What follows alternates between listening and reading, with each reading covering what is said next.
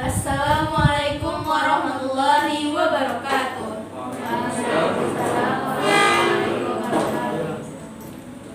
Kami dari Madrasah Nasyiah Padang Pariaman akan mempresentasikan kegiatan kami yang berjudul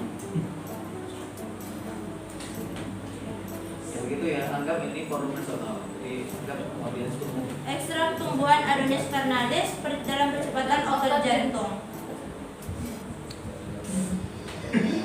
Kita tahu di Indonesia memiliki tanah yang teramat subur, sehingga tumbuhan yang sangat bermanfaat seperti Adonis vernales ini dapat tumbuh di semak-semak. Bahkan dia juga sering disebuti oleh lebah, kumbang, dan beberapa jenis hewan lainnya. Adonis vernales merupakan tumbuhan berbunga yang dapat tumbuh hingga 0,3 meter atau sekitar 1 kaki.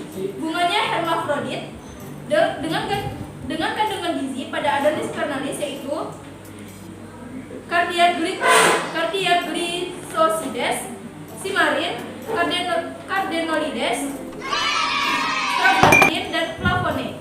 Menurut data pada tabel kandungan gizi di atas menunjukkan bahwa Adonis vernales merupakan beberapa macam kandungan gizi seperti flavon. Flavon merupakan salah satu jenis flavonoid yang memiliki kegunaan dalam membantu menguatkan sistem imunitas tubuh. Hal ini dikarenakan zat flavon dapat membantu tubuh untuk menyerap lebih banyak. Dan dalam kandungan Adonis vernales yang dibutuhkan adalah cardiaglycosides. Jadi kita tahu Adonis vernales ini klasifikasinya adalah pertama kingdomnya Plantae, subkingdomnya Trachebionta, subdivisinya Spermatophyta, divisinya Magnoliophyta, kelasnya Magnoliopsida, subkelasnya Magnolidae, ordonya Ranunculales, familinya Ranunculae, genusnya Adonis, dan spesiesnya Adonis vernales L. Adonis vernales ini sendiri mengandung sejumlah senyawa aktif di dalamnya, di antaranya glikosida jantung. Tahu nggak sih apa sih yang disebut dengan glikosida jantung? Jadi glikosida jantung ini memiliki dua pengertian. Yang pertama adalah golongan metabolit sekunder yang terdiri dari dua gabungan senyawa, yaitu bagian gula atau glikon dan bagian bukan gula atau aglikon atau genin, dan menghasilkan satu atau lebih gula sebagai produk dari hidrolisis. Namun pengertian yang kami pakai adalah glikosida jantung merupakan senyawa metabolit sekunder yang terdapat dalam tanaman yang telah digunakan sejak dahulu sebagai obat untuk aritmia dan gagal jantung. Glikosida jantung ini sendiri digunakan untuk meningkatkan kekuatan kontraksi miokardium dan menurunkan konduktivitas di AV node. Digoxin adalah glikosida jantung yang paling banyak digunakan.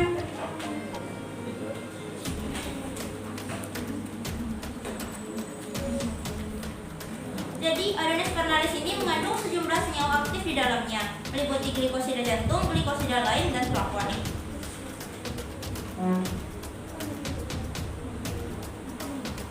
Terus manfaat kesehatan pada Adonis vernales ini bisa sebagai kardiotonik, bisa sebagai untuk mengobati gangguan pada syaraf, sebagai antiinflamasi, sebagai diuretik, mengobati insomnia, dan sebagainya. Namun yang kami tegaskan di sini adalah sebagai penguat kontraksi otot jantung.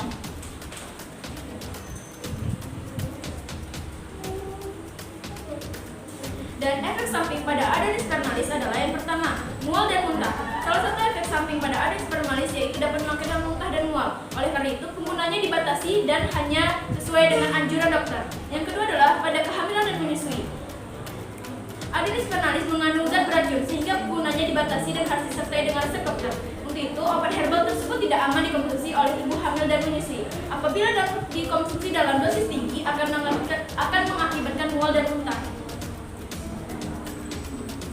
Jadi rencana kami apabila Adonis vernales ini jadi kami lakukan penelitian terhadap tumbuhan tersebut, bisa jadi kami akan menggunakannya dalam dua proses, yaitu yang kering dan juga yang basah. Yang basah sendiri mungkin kami akan menggunakan sebagai ekstraksi yang bisa ditelan atau diminum langsung, atau kami juga bisa jadi kami menggunakannya menjadi infus. Yang keringnya sendiri ke kemungkinan besar yang kerja sendiri bisa jadi kami jadikan obat atau pil, atau jika itu tidak memungkinkan, mungkin nantinya seperti teh, kan itu sebut teh yang dapat dimasukkan ke air. Baiklah, sekian yang dapat kami sampaikan. Apabila ada pertanyaan, kami mengharapkannya. Dan kami jawab dengan senang hati. Oke, silakan. Yang mau bertanya, Assalamualaikum warahmatullahi wabarakatuh. Waalaikumsalam warahmatullahi wabarakatuh. Saya Isma Rahmadani, ingin bertanya kepada saudara Siti, apakah sebelumnya itu telah dilakukan penelitian tentang itu, tapi itu kayak bukan untuk maksudnya itu kan kayak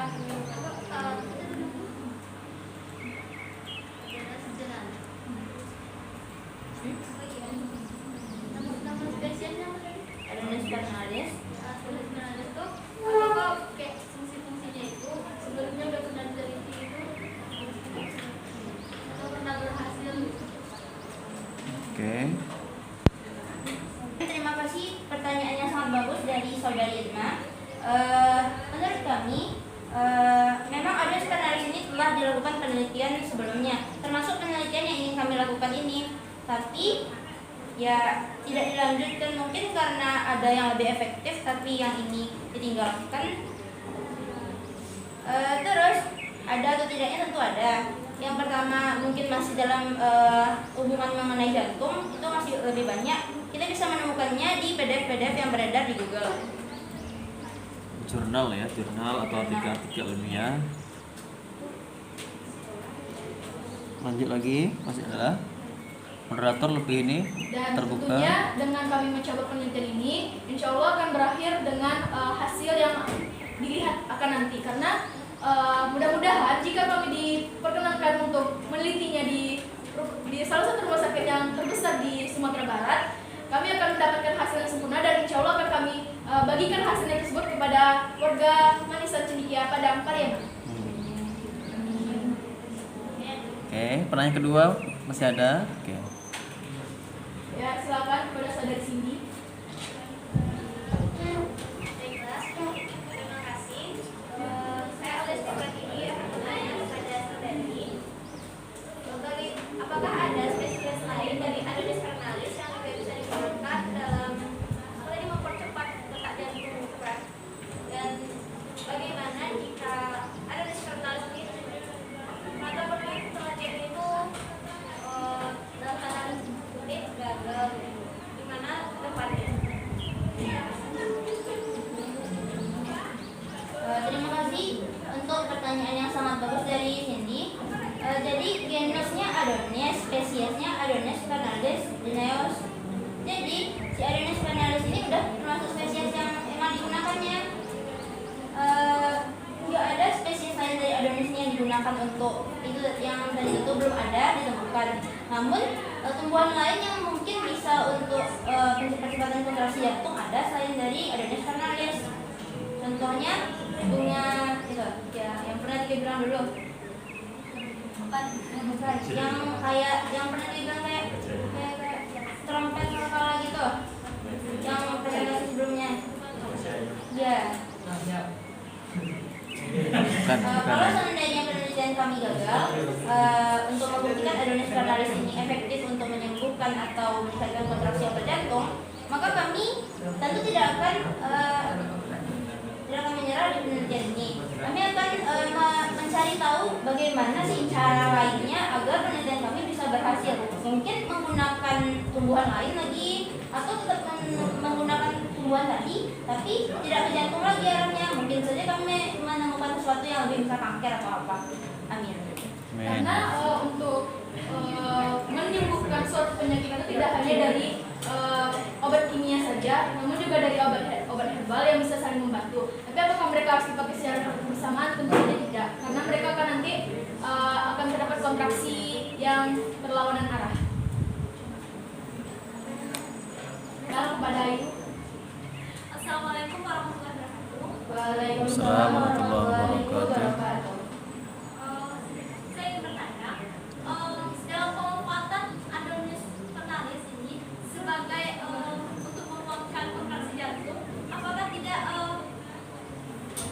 campurkan dengan bahan alam lain. Baiklah, terima kasih untuk pertanyaannya. Bagus dari Ayu.